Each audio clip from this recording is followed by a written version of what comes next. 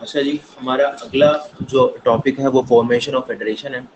आपको याद होगा कि जब हम पार्लियामेंट्री एंड प्रेसिडेंशियल सिस्टम को पढ़ रहे थे, तो मैंने आपको प्रेसिडेंशियल सिस्टम की जो एवोल्यूशन है वो थोड़ी समझाने की कोशिश की थी, थोड़ा सा उसका हिस्टोरिकल कॉन्टेक्स्ट आपको देने की कोशिश की थी कि why Americans decided to have a presidential form of government. इसी तरह जो एडवेंट है of the federalism somehow in one shape or the other exist तो करती होगी before its coming or before its formation in USA, लेकिन एक बिल्कुल प्योर फॉर्म के अंदर जो इसकी या जो कॉन्स्टिट्यूशनली रिकग्नाइज्ड फॉर्म जो है वो अमेरिकन कॉन्स्टिट्यूशन, या जो सबसे कह लीजिए सबसे बड़ी एग्जांपल जो है आज के ज़माने में फेडरलिज्म की, वो अमेरिकन एग्जांपल है, यूनाइटेड स्टेट्स ऑफ अमेरिका।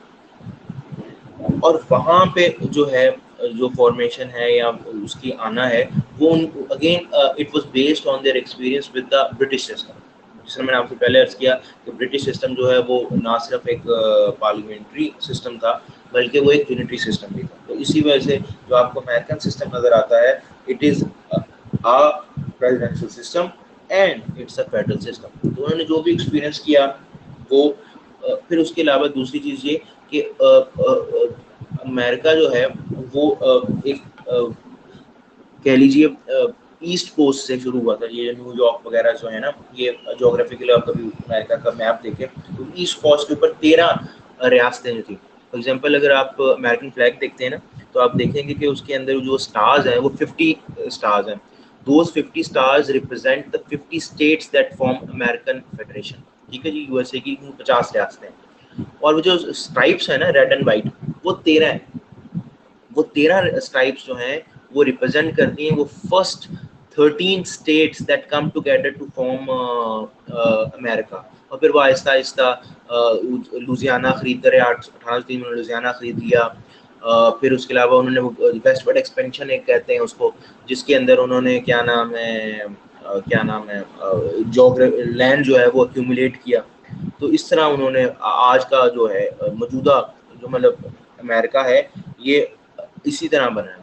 लेकिन ये जब पहले दिन जब 1776 में डिक्लेरेशन ऑफ इंडिपेंडेंस आई थी, तो ये जो था ये सिर्फ वो 13 रियासतें थी पहली जिन्होंने साथ आई थी। पहले उन्होंने कन्फेडरेशन बनाई जो कि फेल हो गई, और फिर उन्होंने फेडरेशन बना ली।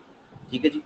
तो इसकी फॉर्मेशन है ये अगेन एक हिस्टोरिकल रेवोल्यूशन जो प्रोसेस है उसके बाद आई, और अमेरिकन का जो एक्सपीरियंस था और जो फिर उनकी ग्राउंड रियलिटीज़ थी, क्योंकि उनकी ग्राउंड रियलिटीज़ वो नहीं थी जो इंग्लैंड की थी, क्योंकि इंग्लैंड जो थी वो एक रेशियली भी एंग्लो सेक्शंस थे सारे, तो वहाँ पे वो रेशियल सेग्रीगेशन भी नहीं थी।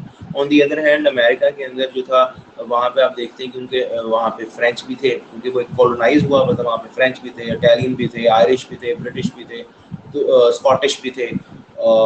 इस तरह एक वास्ट रेशियल जो थी या नेशनल आइडेंटिटीज थी, तो उन सब के इंटरेस्ट थे। फिर उसको उनकी कलेक्टिव इंटरेस्ट को, क्योंकि नेचुरली जो दूसरी कॉलोनियल पावर्स थी वो उनको अंडरमाइन करती थी, और उन्होंने उनको सरवाइव करना था, तो फिर उन्होंने अपनी प्रोडक्शन के लिए एक फेडरल स्टेट जो हमारी The formation of federation is a form of as a form of government actually coupled with the evolution of modern nation state। ठीक है जी, नेशन स्टेट जो है वो 1648 में ट्रीटी ऑफ वेस्टफेलिया के बाद जो है वो वहाँ से वजूद में आती है, और वहाँ से आहिस्ता आहिस्ता जो है वो उसकी ग्रोथ जो है शुरू होती है। वो it was the starting point. Firstly, different political entities voluntarily organize themselves into bigger political organizations।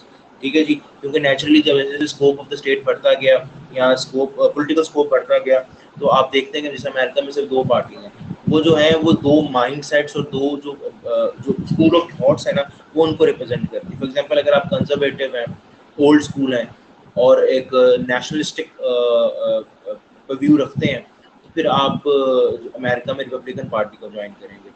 और अगर आप एक लिबरल हैं और आपके फ्री जो मॉडर्न जो वेज हैं और लिबरल आइडियाज़ हैं, आप उनको फेवर करते हैं, तो आप एक डेमोक्रेट पार्टी को सपोर्ट करेंगे। तो उन्होंने एक तो ये अपना जो बेस है वो बढ़ाई, और उन्होंने स्कूल ऑफ थॉट्स जो हैं कंजर्वेटिज्म और लिबरलिज्म, उन दोनों को कैटर किया। फिर secondly, the territorial nationalism paved the way for the emergence of a wider union. Wars and conquest, however, also played the role in this respect।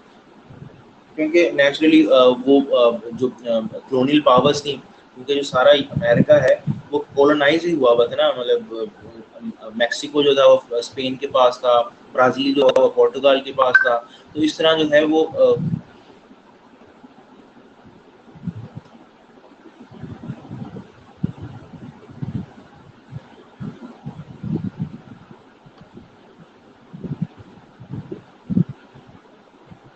इस तरह जो है वो एक थ्रेट रहती थी हर वक्त उन स्टेट्स को कि, और नेचुरली वो छोटे साइज में थी, टिमिड थी, तो उन्होंने दे जॉइंट हैंड्स, तो उन्होंने अपनी फोर्स को ना पूल कर लिया, इस तरह कह लीजिए, तो उस थ्रेट को न्यूट्रलाइज करने के लिए। और फिर Aahista Aahista over the time उन्होंने उस थ्रेट को न्यूट्रलाइज भी कर लिया, उन्होंने वॉर्स भी लड़ी, जिसमें 1898 की अमेरिकन स्पेनिश वॉर है, फिर जिसमें 1812 के अंदर इतनी सख्त जंग हुई थी कि उन्होंने व्हाइट हाउस को आगे आग लगा दी थी वाशिंगटन के अंदर, ब्रिटिश कॉलोनाइजर्स थे जो, और वो Aahista Aahista over the time फिर उन्होंने किया। अमेरिकन स्टेट जो कह लीजिए ना कि पूरी मजबूत हुई जो आके, वो 1865 में जब उनकी अमेरिकन सिविल वॉर ख़त्म होती है और स्लेवरी अबॉलिश होती है, उसके बाद फिर उन्होंने अपनी ग्रोथ जो है, एक्सपेंशन जो है, उसके ऊपर ध्यान देना शुरू किया। फिर उसके बाद जो है federal system is comparatively a recent development in the present civilization compared to the unitary system, क्योंकि अमेरिका ब्रिटेन जो है सिस्टम कब से चलता आ रहा है, and it came into existence due to the promotion of political consciousness and development of the political institutions. Naturally जब absolute monarchies होती होंगी तब भी कौन सी डेवोल्यूशन ऑफ पावर होती है, क्योंकि जो मोनार्क होता था, एब्सोल्यूट होता था, वो तमाम पावर को कंसंट्रेट कर रहा होता था, होल्ड कर रहा होता था नेचुरली, तो इस वजह से वो भी यूनिटरी स्टेट्स ही होंगी जो एग्जिस्ट करती होंगी।